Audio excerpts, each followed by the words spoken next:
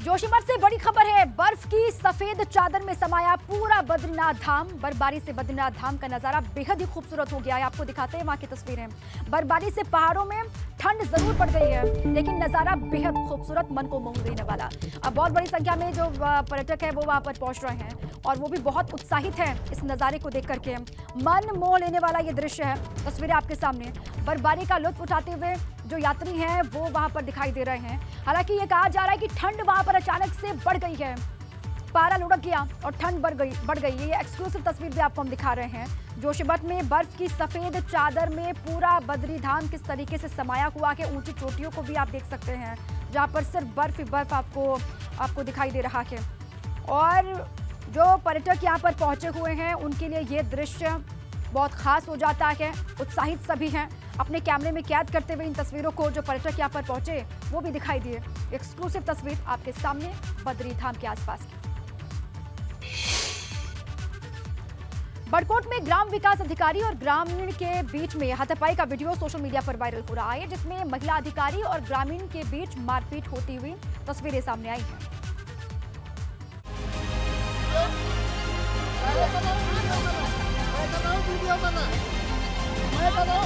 बड़कोट में महिला अधिकारी और ग्रामीण के बीच देखते देखते हाथापाई होने लगती है।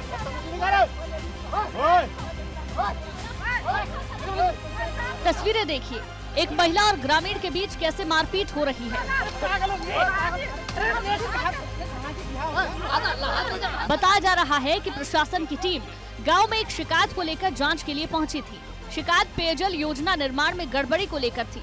इसी दौरान ग्राम विकास अधिकारी वीडियो बनाने लगती है। वीडियो बनाने को लेकर विवाद हो जाता है और देखते ही देखते महिला अधिकारी और ग्रामीण के बीच हाथापाई शुरू हो जाती है।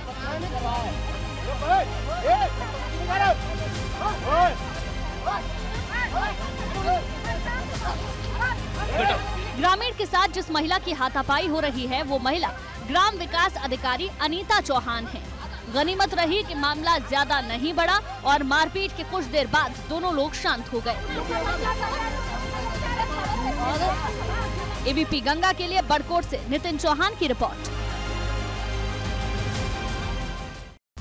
अब आगे बढ़ते हैं। रुड़की से खबर है। रुड़की में राज्य आंदोलनकारी संघर्ष समिति द्वारा स्थापना दिवस के मौके पर एक कार्यक्रम का आयोजन किया गया, जिसमें हरिद्वार सांसद रमेश पोखरियाल निशंक भी मौजूद रहे। बीजेपी के कई नेता वहां पर पहुंचे। इस दौरान सांसद रमेश पोखरियाल निशंक ने कहा कि इन 22 सालों में राज्य ने बहुत तरक्की की है। सांसद निशंक ने आगे कहा कि हरिद्वार में जो काम 50 साल में नहीं हो पाए वो हमने 5 सालों में करके दिखा दिया है, और बाकी लोग क्या बोलते हैं उनको सुनने वाला कोई नहीं है।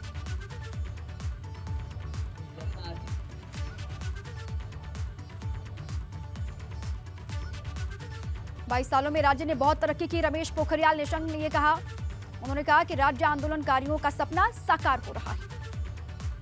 नमस्कार, बहुत स्वागत है आपका। आप देख रहे हैं पहाड़ प्रभात। आपके साथ हूं मैं दीपा बाफिला। बुलेटिन की शुरुआत करते हैं हिमाचल प्रदेश में सीएम पुष्कर सिंह धामी के दौरे के साथ। आज थम जाएगा चुनावी प्रचार हिमाचल प्रदेश में, और सीएम धामी हिमाचल में आज भी जनसभा करते हुए दिखाई देंगे।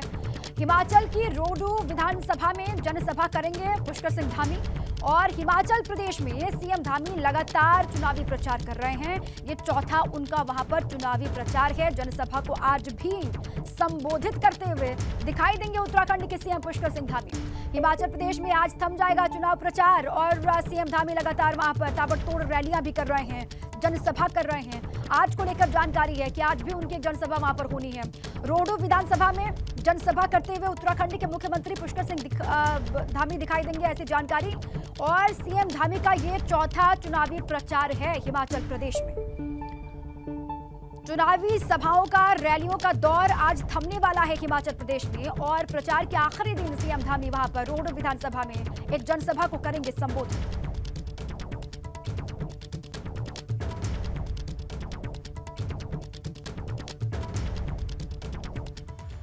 और देखिए, हिमाचल प्रदेश में आज चुनाव का प्रचार थमने वाला है। सीएम धामी वहां पर पहुंचने वाले हैं और आज उनकी चौथी सभा होगी। चौथा चुनावी प्रचार है हिमाचल प्रदेश में। आज हिमाचल में चुनाव का शोर, प्रचार का शोर थमने वाला है और प्रदेश की रोहडू विधानसभा में जनसभा करेंगे सीएम धामी। हिमाचल प्रदेश में उनकी मौजूदगी होगी। बहुत बड़ी संख्या में कार्यकर्ता उनके साथ लगातार नजर आ रहे थे। पिछले जनसभाओं के दौरान भी आपने देखा, रैली के दौरान भी आपने देखा, जब भी उनकी मौजूदगी हिमाचल प्रदेश में जोरदार उनका स्वागत किया गया। जो उत्तराखंड के लोग हिमाचल में रहते हैं उन्होंने भी दिल खोलकर स्वागत किया, वेलकम किया और कार्यकर्ताओं में जोश बेहद हाई रहा। आज उनका चौथा चुनावी प्रचार है। वहां पर बहुत बड़ी संख्या में वो लोगों को संबोधित करते हुए दिखाई देंगे, जनसभा को संबोधित करेंगे, रैली वहां पर करेंगे, वोट की अपील करेंगे, बीजेपी के लिए माहौल तैयार करेंगे, क्योंकि आज ही मौका है। आज चुनावी प्रचार का शोर जो है वो थमने वाला है। अब दौरे कब कब हुए? पहला दौरा 3 रैली उन्होंने की और पहले दौरे के दिन 3 रैलियों को संबोधित करते हुए दिखाई दिए वो। दूसरा दौरा 2 रैलीज उन्होंने वहां पर की 4 नवंबर 2022 को और 6 नवंबर को तीसरा दौरा उनका रहा वहां का, हिमाचल प्रदेश का। 3 रैलीज वहां पर की। 8 नवंबर चौथा दौरा, जनसंपर्क रैली और 10 नवंबर 5वां दौरा, यानी कि आज उनका 10 वहां पर जो रैली है, एक रैली होने वाली है और उनका 5वां दौरा है आज हिमाचल प्रदेश का। 4 नवंबर को दूसरा दौरा था, 2 रैलीज वहां पर की थी। 6 नवंबर को तीसरा दौरा रहा, 3 रैलीज वहां पर की। उसके बाद 8 नवंबर की तारीख है, जनसंपर्क वहां पर करते हुए दिखाई दिए और 10 नवंबर आज की तारीख और 5वां दौरा, एक रैली। अब आगे बढ़ते हैं। देहरादून से बड़ी खबर है, वन विभाग से जुड़ी ये बड़ी खबर आपको बता दें। गुजरात और उत्तराखंड के बीच हाथियों की अदला बदली का ये पूरा मामला। केंद्र के बिना परमिशन के हाथियों की अदला बदली हुई और कार्बेट पार्क से 3 हाथियों को गुजरात भेज दिया गया। बदले में गुजरात से 4 हाथी उत्तराखंड लाए गए। शासन ने इस पूरे ही मामले का संज्ञान लिया है और ये बड़ी खबर है कि जल्द ही फॉरेस्ट डिपार्टमेंट के अधिकारियों पर कार्रवाई हो सकती है। बड़ी खबर वन विभाग से जुड़ी हुई देहरादून से आपके सामने है। गुजरात और उत्तराखंड के बीच हाथियों की अदला बदली का ये पूरा ही मामला है। केंद्र की बिना अनुमति के हाथियों की अदला बदली हुई। कॉर्बेट पार्क से 3 हाथियों को गुजरात भेज दिया गया और उसके बदले में गुजरात से 4 हाथियों को उत्तराखंड लाया गया कॉर्बेट पार्क। शासन ने अब इस पूरे ही मामले का संज्ञान लिया है। सवाल आपको बता दें, बिना अनुमति के कैसे हुई हाथियों की अदला बदली? सबसे बड़ा सवाल यही। और शासन अब इस पूरे ही मामले में एक्शन ले सकता है। गुजरात में उत्तराखंड से भेजे गए हाथी किसे सौंपे गए, ये बड़ा सवाल। और तीसरा सवाल, किसकी अनुमति पर गुजरात भेजे गए हाथी? शासन से पूछा नहीं गया, फिर किसकी परमिशन के साथ? और चौथा सवाल, वन विभाग ने केंद्र की अनुमति लेना क्यों जरूरी नहीं समझा, ये भी। और 5वां सवाल आपको बता दें कि ये क्यों वन विभाग की तरफ से किया गया। लगातार इसी को लेकर सवाल पूछे जा रहे हैं। जल्द ही फॉरेस्ट डिपार्टमेंट के अधिकारियों पर यह कहा जा रहा है कि कार्रवाई हो सकती है। ये बहुत सारे सवाल हैं जो खड़े होते हैं। इसी पर और जानकारी लेते हैं। हमारे साथी विनोद जुड़ चुके हैं अधिक जानकारियों के साथ में। विनोद, देखिए बहुत सारे सवाल हैं जो खड़े हो रहे हैं, उन सवालों को हमने रखा है दर्शकों के सामने। अब शासन स्तर पर यह कहा जा रहा है, इस पूरे मामले का संज्ञान लिया गया है, जल्द ही फॉरेस्ट डिपार्टमेंट के जो अधिकारी हैं उन पर एक्शन लिया जा सकता है। क्या जानकारी आपके पास?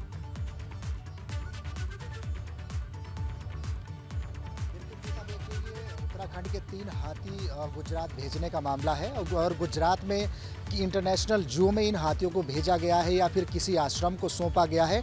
वन विभाग ने इसकी पुष्टि तो नहीं की है, लेकिन जब एक राज्य से दूसरे राज्य में कोई वन्य जीव को भेजा जाता है, आदान प्रदान होता है, तो केंद्र की मंजूरी जरूर होती है। लेकिन इस बार केंद्र की मंजूरी नहीं है और बिना अनुमति के ही उत्तराखंड से 3 हाथियों को गुजरात भेजा गया है। हालांकि वन विभाग ये भी दावा कर रहा है कि कुछ हाथी गुजरात से उत्तराखंड भी लाए गए हैं और जो पूर्व में वन्यजीव प्रतिपालक रहे हैं उनकी तरफ से ये कार्य किया गया है।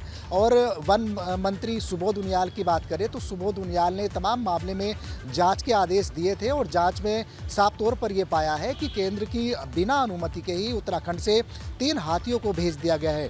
और अगर बात करें तो जल्द ही फॉरेस्ट डिपार्टमेंट के कई अधिकारियों पर गाज गिर सकती है, इस तरह की जानकारी मिल रही है, क्योंकि वन विभाग ने तमाम इस पूरे घटनाक्रम को देखते हुए शासन से जांच की सिफारिश की थी। तो पूरे मामले में जांच हुई और जांच में यही पाया गया है कि बिना अनुमति के ही उत्तराखंड से 3 हाथियों को भेजा गया है। तो वन विभाग के अधिकारियों ने ये जरूरी क्यों नहीं समझा, क्योंकि केंद्र की अनुमति के बिना तो अदला बदली हो ही नहीं सकती है। ये अधिकारी कुछ बता पा रहे हैं इस बाबत? आपने बातचीत करने की कोशिश की?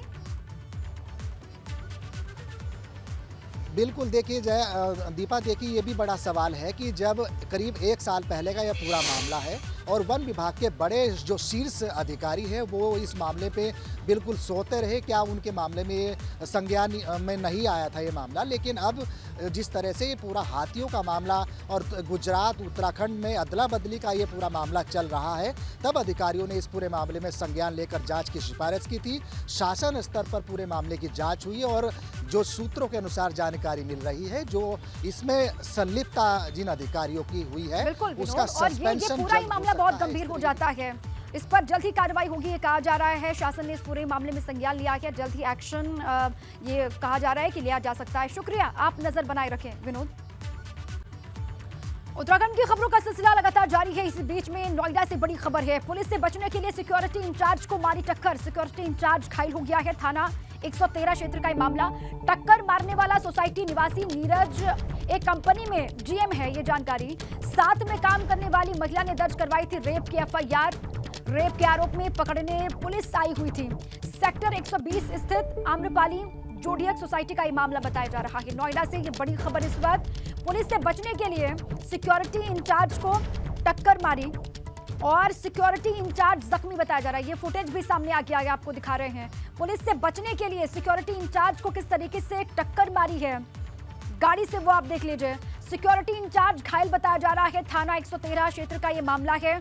टक्कर मारने वाला सोसाइटी निवासी नीरज बताया जा रहा है उसका नाम, और एक कंपनी में जीएम वो है। साथ में काम करने वाली महिला ने रेप की एफआईआर दर्ज करवाई थी और इसके बाबत ही पुलिस यहां पर पहुंची। लेकिन पुलिस से बचने के लिए किस तरीके से सिक्योरिटी इंचार्ज पर ही गाड़ी चढ़ा दी, टक्कर मार दी, ये देख लीजिए। रेप के आरोप में पकड़ने के लिए पुलिस यहां पर पहुंची हुई थी। सेक्टर 120 स्थित आम्रपाली जोडियक सोसाइटी का ये मामला बताया जा रहा है। मेरे साथी अंकित जुड़ चुके अधिक जानकारियों के साथ में। अंकित, क्या बता रही है पुलिस इस पूरे घटनाक्रम के बारे में? जी देखिए, आपको बता दो कि पुलिस की माने तो यह नीरज नाम का व्यक्ति जो है एक किसी प्राइवेट कंपनी में जीएम पद पे तैनात है, और यह जो एक महिला इनकी जिनने आरोप लगाया है वह महिला इन्हीं की कंपनी में काम करती है। यह आरोप कुछ दिन पहले महिला ने दुष्कर्म का आरोप इनके ऊपर लगाया था, और जिसके बाद पुलिस लगातार जो आरोपी नीरज है उसकी तलाश में जुटी हुई थी। वहीं पुलिस को जो है अपने मुखबिर की सूचना के आधार पर जानकारी मिली थी कि जो नीरज है जो कि दुष्कर्म के मामले में फरार चल रहा है, वह नोएडा सेक्टर 120 स्थित अमरपाली जोडियक सोसाइटी में आया हुआ है। तो उसी के चलते पुलिस द्वारा एक टीम गठित करी गई थी और सोसाइटी के अंदर बिना सिक्योरिटी गार्ड से परमिशन लिए सीधा अंदर जाकर इस नीरज को पकड़ने के लिए गई थी। लेकिन इस नीरज को कहीं ना कहीं भनक लग गई, और भनक लगने के बाद इससे पहले पुलिस इसके पास तक पहुंचती। इसने यह अपनी गाड़ी लेकर सोसाइटी से बाहर भगने की कोशिश करने लगा। लेकिन जब गेट पर जो सिक्योरिटी इंचार्ज है उसने कार को रोकने की कोशिश की, तो नीरज ने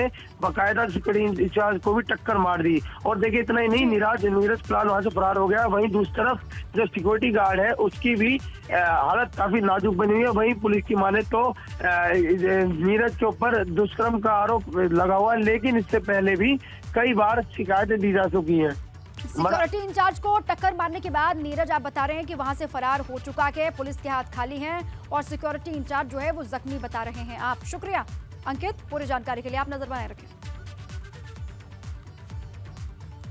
देख रहे हैं पहाड़ प्रभात। आगे बढ़ते हैं। सीतामढ़ी जोन के लिए नए नियम लागू किए जाने का विरोध हो रहा है और इसी को लेकर जिप्सी चालकों ने पूर्व विधायक के नेतृत्व में डीएफओ का घेराव किया।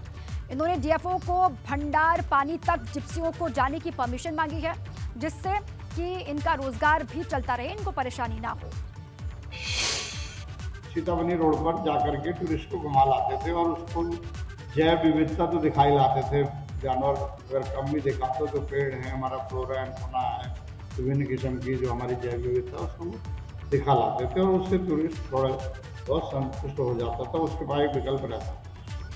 तो इसी पे उनसे बात हुई और उन्होंने कहा कि मैं अपने उच्च अधिकारियों से बात करके और उनसे दिशा निर्देश लेकर के अग्रिम कार्रवाई।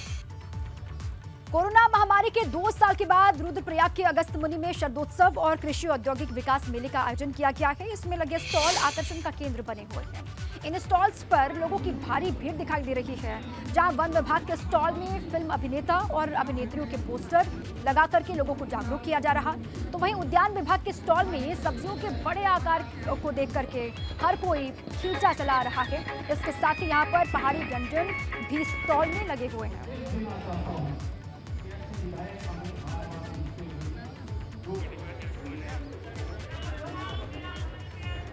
शारदोत्सव और कृषि मेले का उद्घाटन यहाँ पर किया गया है, आयोजन किया गया। मेले में लगे स्टॉल और बहुत बड़ी संख्या में लोग यहाँ पर पहुंचे हुए हैं। अब आगे बढ़ते हैं। ऋषिकेश में नगर निकाय के 100 साल पूरे होने पर मैराथन दौड़ का आयोजन किया गया। IDPL हॉकी ग्राउंड से नगर निगम परिसर तक 5 किलोमीटर तक की ये दौड़ रखी गई, जिसमें स्कूली बच्चों के अलावा बहुत बड़ी संख्या में लोग भी शामिल हुए। इस कार्यक्रम में राज्यसभा सांसद नरेश बंसल भी शिरकत करने के लिए पहुंचे।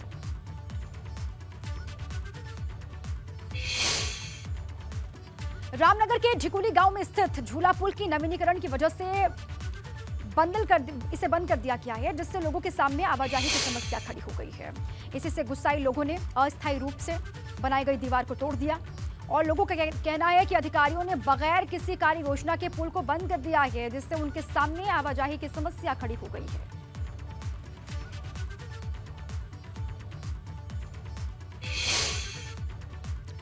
लक्सर से अगली खबर। लक्सर शुगर मिल ने इस बार किसानों को गन्ने की पर्चियां देने के लिए नए नियम लागू कर दिए हैं, जिससे किसानों की परेशानी बढ़ने वाली है और इसी को लेकर किसानों ने धरना भी दिया। किसानों का कहना यह है कि शुगर मिल की नई व्यवस्था की वजह से उन्हें काफी परेशानी हो रही है। अगर शुगर मिल प्रबंधन ने अपना फैसला नहीं बदला तो किसान आगे जाकर के आंदोलन करने को मजबूर होने वाले हैं।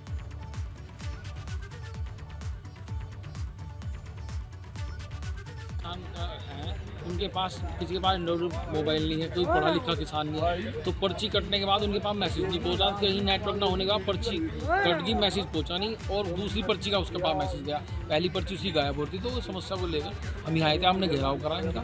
इन्होंने कहा है हमें पूरे इनके जो अधिकारी हैं कि यथापूर्व जिस तरह से पर्ची आया करती थी ऐसी ही पर्ची जाएंगी। मैंने इनसे वादा किया है मैं 1-2 दिन में व्यवस्था करके पर्ची होगी, पर्ची भी भिजवाऊंगा जब इनकी जिद है या कोई मांग है इनकी किसानों की मांग के सामने। और जब तक पर्ची जाने की व्यवस्था होगी, जब तक मैं जो लिस्ट निकलती है इन लोगों के लिए नाम की गांव दर गांव उस लिस्ट को भिजवाऊंगा। टिहरी में करगिल युद्ध के शहीद दिनेश बहुगुणा के गांव तक सड़क नहीं पहुंच पाई है, जबकि सड़क की घोषणा हुए 18 साल का वक्त बीत चुका है। ऐसे में ग्रामीणों ने अब आंदोलन की चेतावनी दी है।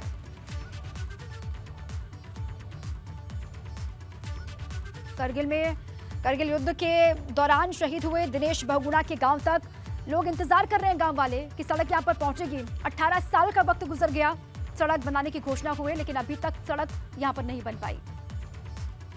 माननीय मुख्यमंत्री जी के सहयोग से यहाँ जो भी विकास की योजनाएं होंगी वो मैं ठीक करूँगा और 1 साल के अंदर आपको विश्वास दिलाता हूँ कि यहाँ की सड़कें, जो यहाँ की रुकी हुई पेयजल योजना, जो यहाँ का राष्ट्रीय स्टेडियम और भी जो अधूरे निर्माण कार्य हैं उनको करके पौड़ी जनपद का जो विकास हुआ है उसको और बढ़ाने का काम।